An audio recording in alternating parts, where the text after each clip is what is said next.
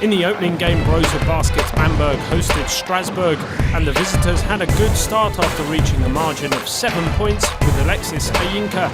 Rosa replied with an impressive 12-0 run led by Jamal Smith and Sharon Ford. Then Anton Gavel pushed the German team up by 14 at half-time on 43-29. Bamberg increased the gap to 21 in the second half, and Gavel from downtown stopped the French comeback as Rosa won 84-70. Galatasaray Live Hospital Istanbul visited Montepaschi Siena. The hosts finished down by 4 of the first quarter thanks to Eric Green. But in the second period, Galatasaray hit 8 3-pointers, 2 apiece by Zoran Erceg and Jamal Gordon for a 33-51 lead at half-time. Daniel Hackett tried to keep Montepaschi's hopes alive in the third quarter, and his one-on-one play reduced the gap to 11. In the final minutes, Carlos Arroyo sank a pair of crucial baskets to avoid Siena's comeback, and he helped Galatasaray clinch their first win, 84-75. Budivelnik Kiev hosted Fenerbahce Ulker Istanbul at the Kiev Sports Arena. The away team flew to an 11-16 lead with Luka Zaric. In the second quarter, Budivelnik came back and went ahead 33-28 thanks to a dunk by Darius Ivanovic. The home team closed the third quarter ahead by 6 when Dewan Summers beat the buzzer with a triple. In the last quarter, Fenerbahce placed a terrifying break of 12-0, then 23-3, and eventually won 102-84 with Bojan Bogdanovic and Mikhailov. Cervena Zvezda Telekom hosted Locomotive Kuban Krasnodar at Combank Arena in Belgrade. It was a good start for the visiting team. Marcus Williams sealed an 8-18 lead.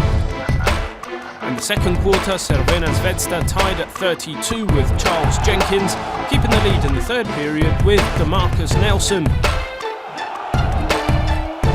In the last quarter, a bunch of 3-pointers from Marcus Williams and Simas Yazaitis gave Locomotive a 13-point lead. The comeback of the Serbians fell short in the last minute. Locomotive eventually won 87-84 on the road. Anadolu Efes Istanbul hosted EA7 Emporia Armani Milan, and Jamal Gordon put the Turkish team up by 8 at the end of the first quarter. But Keith Langford closed a 10-2 break to tie the game at 27. Efes replied in the third period, and Dusko Savanovic capped a 13-2 run for a 66-50 lead. In the last quarter, Alessandro Gentile cut the deficit to 68-59. But Kostas Vasiliadis was on fire beyond the arc. Anadolu won 87-67. Maccabi Electra Tel Aviv visited Laboral Kuchka Vitoria. The Spanish team took control of the game with Tibor Pleiss, and Fernando Sanemeterio gave them a double-digit lead. At half-time, Maccabi almost tied the game. Devin Smith beat the buzzer to score 62-61, and Yogev Ohayon hit the 3-pointer. It was 71-75 entering into the last 3 minutes of the game, but Thomas Huertel scored 4 points in a row, and Laboral Kuchka won 84-80.